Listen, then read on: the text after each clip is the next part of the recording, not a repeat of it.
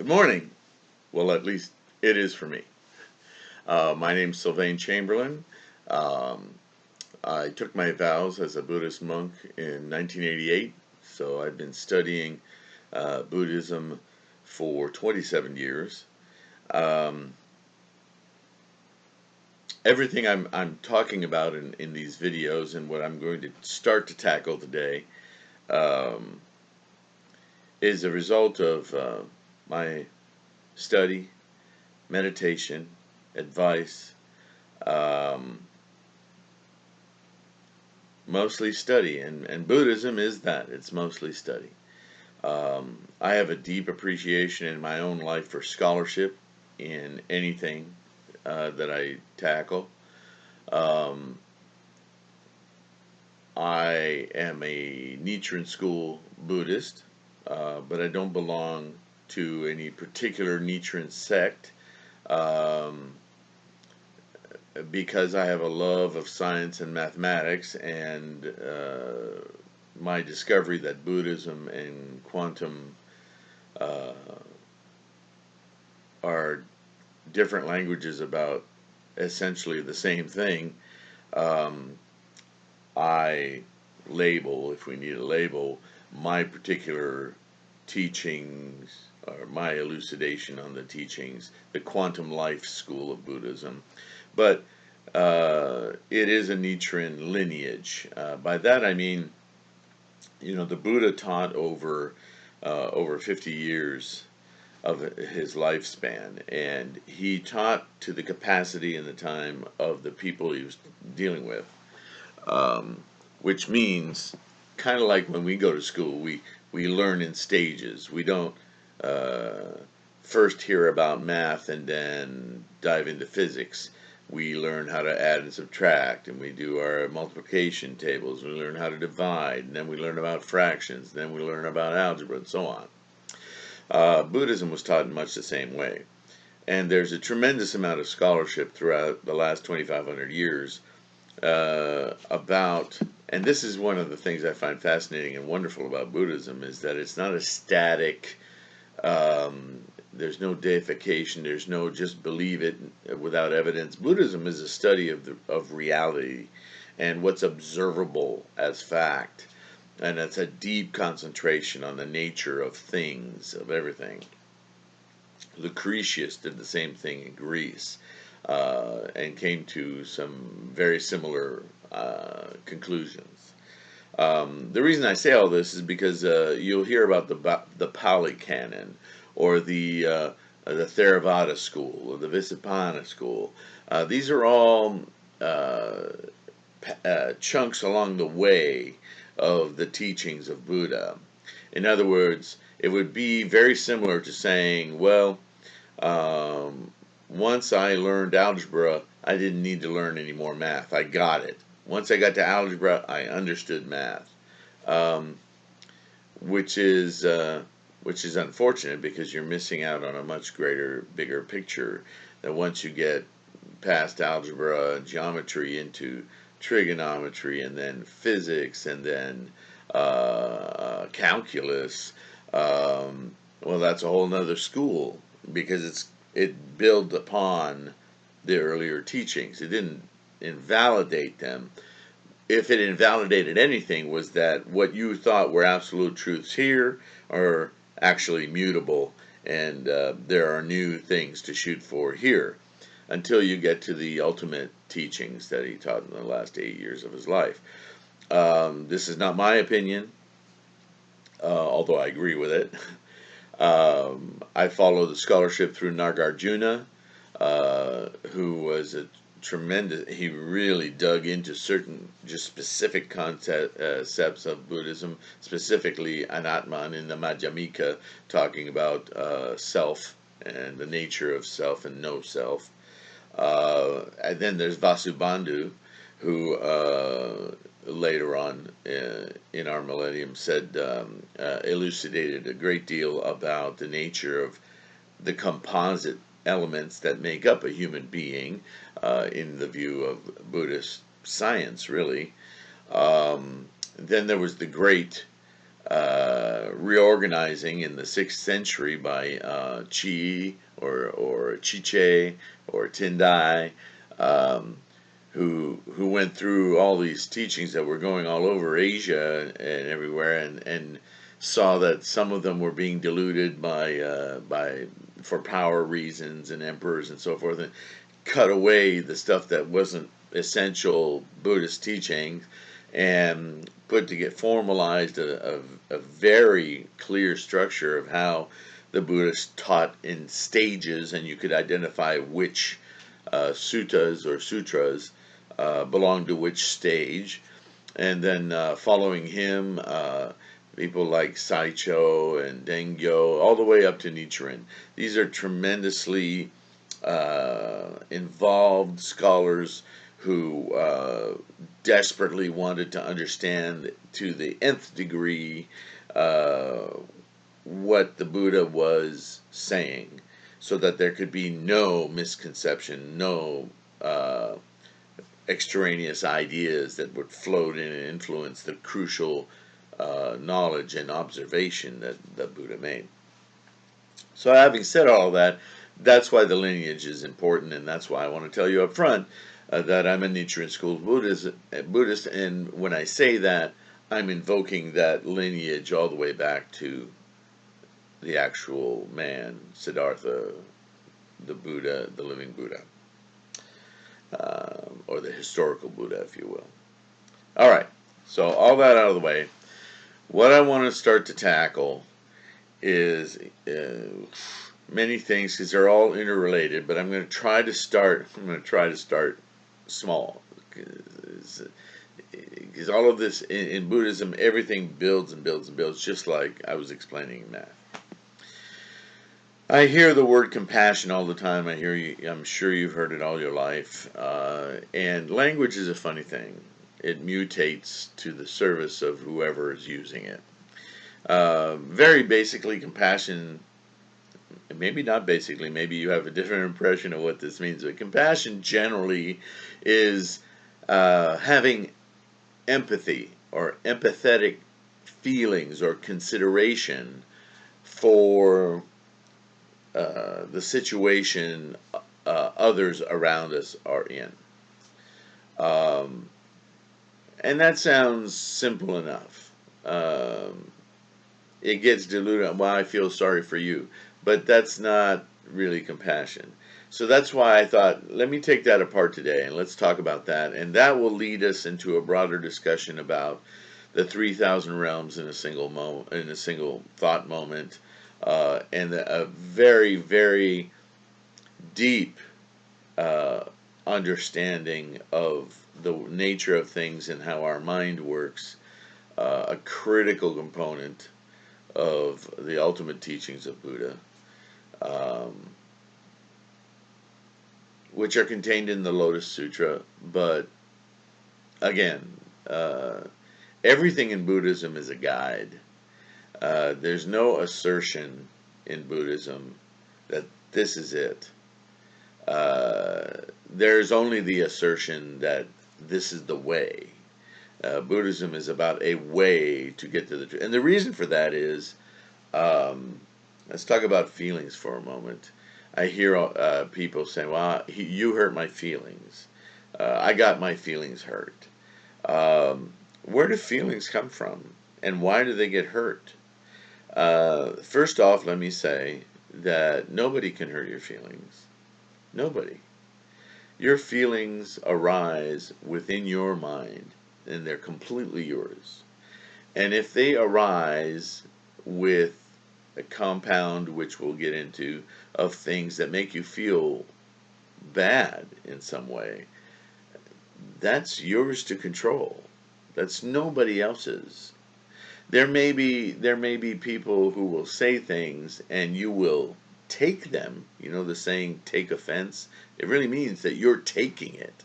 And it's not being given to you. You're taking it. You're taking something that hurts you, which is something that's happening completely within yourself, and you're building your reality around it, and then you're wanting to spew out in some sort of defense or justification, whatever it be.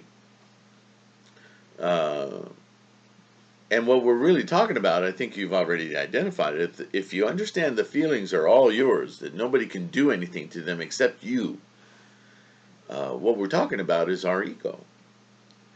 And ego is an interesting thing. Ego is another word for the self that we look at in the mirror every day, or that we picture in our minds, that is what we are, our identity. Whenever we say, this is me, or that's mine, or this is how I feel, or my feelings got hurt, or I feel this way, or this makes me mad. The making is yours. And it's all based on this fragile little thing in our minds that's constructed in our minds, the ego. And the ego is so immediate. It's like it has a direct connection to our primal brain, or you'll hear lizard brain, or that part of our brain that's so genetic that we're hardly conscious of the decisions it's making. You could say it's subconscious. You could say it's pre-conscious. You could say it's hardwired. But Buddhism would argue that no matter how hardwired something is, you can still influence it. But it's a good term to use to try to understand that it's not going to be easy to influence this thing that seems pre-programmed, is pre-programmed, with tendencies and conditions, and to somehow catch it as it rises into our conscious minds, and even if just for a moment, stop it, arrest it in motion, and say, let me take a good look at you from out here. Don't be in it, but be out here, and try to influence it. This is the whole game of Buddhism. And I don't mean game in a light way. I mean that this is how we engage our lives and make positive change to become happy human beings. So how does this relate to compassion? Well, everything I've said so far is about one person, you, me. Remember, when I say all of this thing, I'm no great authority who's saying, you must do this. I'm sharing what I've learned out of all my study and my own self-learning. And believe me, when I speak to you in this way, I'm including myself. So I'm not claiming any special ground here, only if I'm claiming anything that I've really focused a lot of years of study on this, and I understand how this works. So if you're curious about how this works, I think I have something to offer, and I'm always open to your comments under the video. But let's continue. So compassion. This is advice that I would give to anyone in a relationship, man or woman, any kind of relationship, especially going into marriage. Because here's what happens. What I just explained to you, that ego, and I'm going to put a slide up. I'm going to show you what it looks like right here, and I have it here for my own reference, but I think I'm going to figure out how to post it on the slide. I don't know if you can follow all of that, but basically I'm showing at the top here how the ego on one side is functioning next to our mind. It isn't the same thing. And our ego has different priorities than our mind does.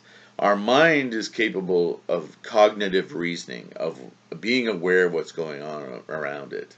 But as I said before, there's a busload of programming underneath our mind that's making a ton of decisions that when it finally becomes conscious in our mind, we're not aware that there's all this baggage attached to it. So we think we're responding to being clear-headed and understanding what's happening. But what we're not understanding is that even that understanding is completely colored and influenced by what's beneath it. So, sounds impossible, but the goal here is to be so aware that you're aware of that, and that you question every thought that comes to your conscious mind, and kind of put it through some, hopefully you have time to put it through some litmus test and go, well, where did that come from? Why do I think that way? What made me enjoy that? What made me horrified by that? And what made me just want to put gloves on and punch the hell out of that? Well, why did that? Why did I all of a sudden, just as a thought came to my conscious mind, my body was already shaking and reacting, and because that happened way ahead of you actually being conscious of what was creating all of that. And the idea is to become so aware, so intuitively looking at that, that you can actually take action. In other words, make a cause, make a new thought, make a new program, and say, oh, okay, when you do this, what you need to be considering is this. And that may not be the ultimate answer, but it's a beginning to positively influence something that's not bringing positive results in your life. You notice how I said that? Because it's not always bad, a negative thing that's coming up that you have to fight. Sometimes you believe you're doing something really good, and when in essence and in reality, you observe the results are negative, and you're like, why is that? I'm doing a good thing. Maybe, and this is the position, by looking deeper, more considerately, meditating on that thought that you thought was a good thing, you will find that it's coming from a very polluted kind of thinking that's not reasonable, that's not useful. And then you'll understand that what you thought was a good thing to do was actually built upon a bunch of bad advice. And the advice coming from your ego. That construct that's trying, your ego is so expert at protecting itself and finding ways to justify itself. It's so fast, it's blindingly fast, and it's happening before you're even conscious of it. So if I painted a picture at all today, I hope you get it, that this self-awareness isn't just words. It's not just, I know what I'm doing. No, you really don't. You know some of what you're doing, I'll grant you. Thank you for that. Even me, as I'm speaking to you now, I'm trying desperately to be as clear and honest about what this means. But it's also influenced by Sylvain Chamberlain, whatever that is, whatever that label is. My ego's here too. Um, and I want to make sure it doesn't get in the way, because this message is so important. So, like the drawing here, I'm showing that feelings, you ever notice how feelings just sort of pop up? You don't just sit down and go, I think I'm going to feel really angry at that thing right now. I feel like being angry at that door. Who does that? But if you're walking out of the room and the back of your hand happens to slap the back of the edge of the door, and this pain shoots up through your arm, for a moment there, you want to punch the door. Maybe not physically, but even if you're a gentle person, feelings will arise immediately. And you say, well, that's because I hurt myself. Listen to those words, I hurt myself. Why? Why did you? Maybe some part of you wanted the back of your hand to hit the edge of the door. Did you have a flashing thought about that? Was that just an effect of an action? Is that something you do a lot? You see the kind of questioning you have to put yourself through? It's very humbling, because you really have to let go of your knowledge that you know who you are. You have to really investigate to know who you are. Because ultimately, who you are is your mind, not your ego. But the ego is hardwired in there, so you really got a wrestling match going. So what we tend to do, without even considering it any further, is a feeling will arise. Seems comes out of nowhere into our mind, and we'll feel some emotion about that feeling. Good, bad, indifferent, right? And that's how we construct in our mind another self. There's a lot of selves here. So you have your ego self, which you kind of just react to. And you have your mind self, which is built on top of that ego self. And that mind self is where we create our identity, who we think we are. It's in the words we use. It's fascinating.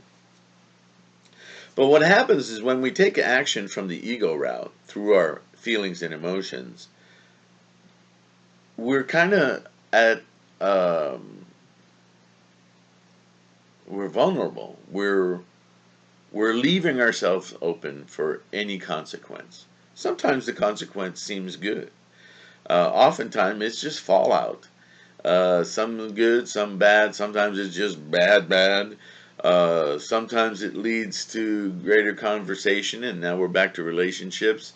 And you say things, and it explodes, and the other person comes back, and hopefully through both your egos, you negotiate a middle ground, and your mind thinks, "Oh, good, we're all right," but you're not. You're not. And the rate of marriage dissolution in this country should convince you that those battling egos, no matter how much our mind tries to negotiate a truce between those two battling egos, it's fake. It's fake because the egos haven't changed. You've just built this other layer on top of them. So in Buddhism, when we give advice to a couple that wants to be married, for instance, we have to have this talk. And we have to get the couple to understand that each of them has to be able to hear the other through the lens of, this is not me, and this is not you. But what you're saying, what you're doing, what I see you say, hear you say, and see you do, is a complex mixture of my mind and my ego looking for any opportunity to see vulnerability here, and a clue to what your ego's about. It's only a clue, though, because again, it doesn't come directly from her ego or his ego. It comes from his ego mediated by his mind or her mind. So what you're hearing is a clue. You're hearing something that's built on something else. And if you can see all those layers interacting, ego through mind through ego, ego through mind to ego, there's an opportunity there to help one another. There's an opportunity there to say, I hear what you just said. Here's what I think I heard you say. It sounds like this. Is that what you're trying to say? That's the first level of negotiation. If both of you can be committed to at least doing that, you both have a chance of uncovering each other's ego drivers.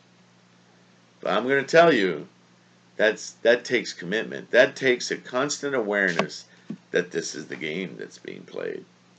And it's hard to stay aware of that because your ego doesn't want you to be aware of that. It just wants you to do what it wants. It's a petulant little creature, that ego.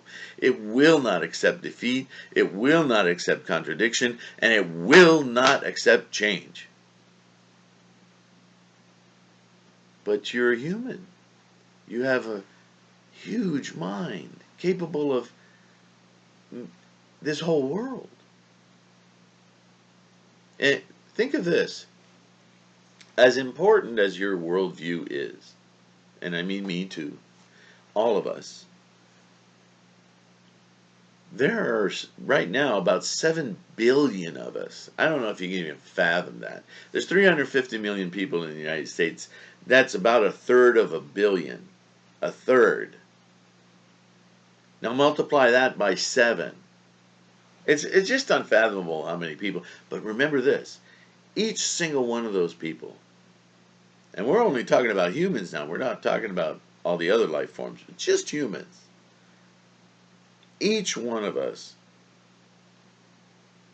owns a complete universe. This planet, the moon, the sun, the stars, everything is mine. And yours is different. We think we're all in the same universe, all on the same planet. Yes, our actions do have impact on a common reality. I'm not loony, okay? But in our minds, the way we understand the world and the universe, that's absolutely unique to us. And guess where it's rooted? It's in that ego. So, talk about how different.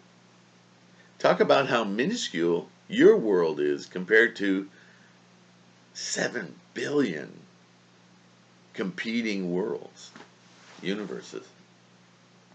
Can make you feel very small. But here's the other side of that. If you can imagine yourself constantly aware, even just a little bit aware, even pick a time of day. Okay, from 5 o'clock to 6 o'clock p.m. during dinner, we're going to be aware. Whatever it is you need to do. Buddhism is about a practice to help you get there. That's why we meditate. That's why we chant. To enliven and invoke that Buddha nature that already exists in us. It's built in us. Our Buddha nature is already here. It's in that ego too. It's in our thought. We see we're not built flawed. We're just built with bad filters, and that's part of the human condition. Those filters are our ego, but our ego also contains our Buddhahood, our absolute enlightenment, our complete awareness. So let's wake that one up. But you see how, all of this is Buddhism is so singularly practiced. It's a very individual practice, a very individual science about how we're built.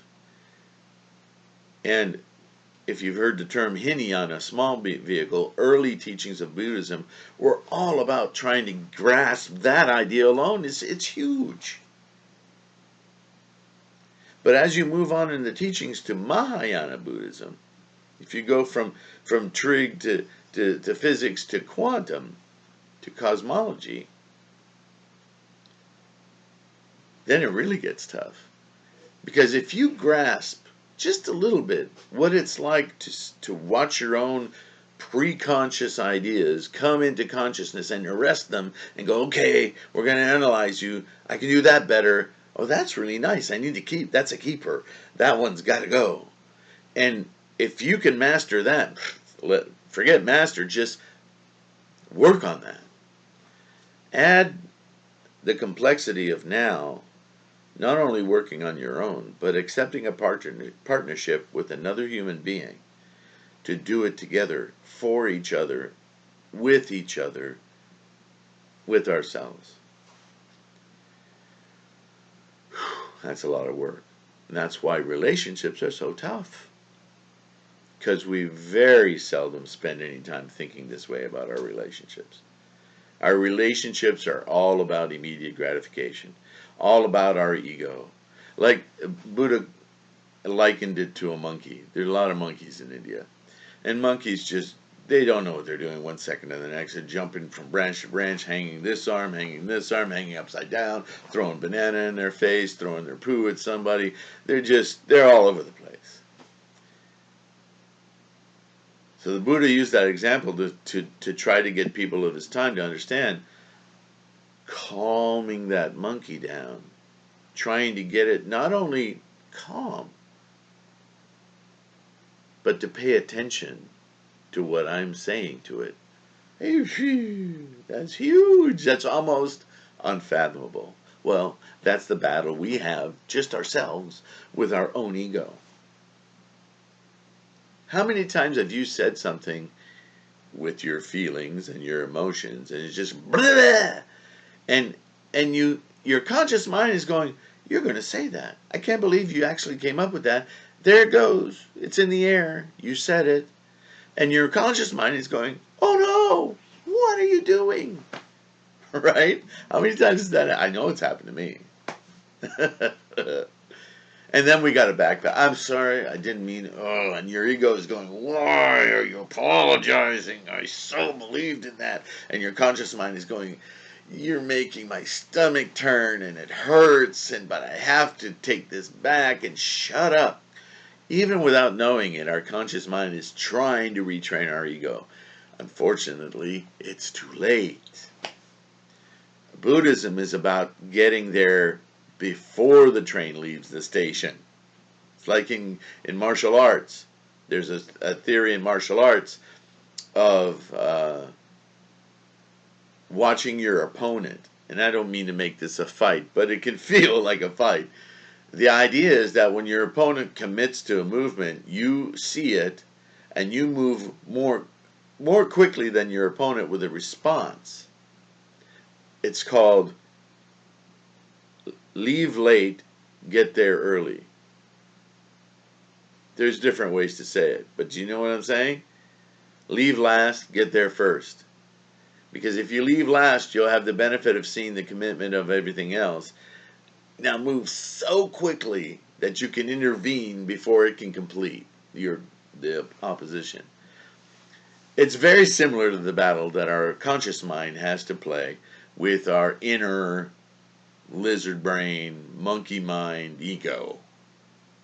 And guess what ends up happening over time is that identity thing that your mind constructs of you starts to change. But here's the magic of it. I'm sorry, it's scientific, but for me it's a magical process, because as we learn more about our identity and develop our identity more accurately and more positively directed, other people's perception of our identity will also change. And our perception of their identities will change.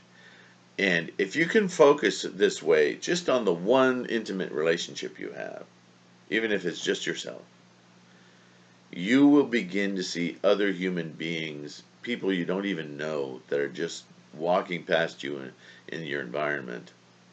You will see them. Your vision, your perception, your idea of others will change. This is Buddhist compassion. This is empathy at a level that the dictionary doesn't provide. What is it, Chloe? Did you hear that? It's my little dog. She's like, Daddy, I don't get it. Well, you're a dog, but we'll work on it. Sorry about that. Yes, baby. Anyway, I think that's probably enough to get us started on this talk. I'm going to try to get this video together. Next up, I'll just give you a sneak peek.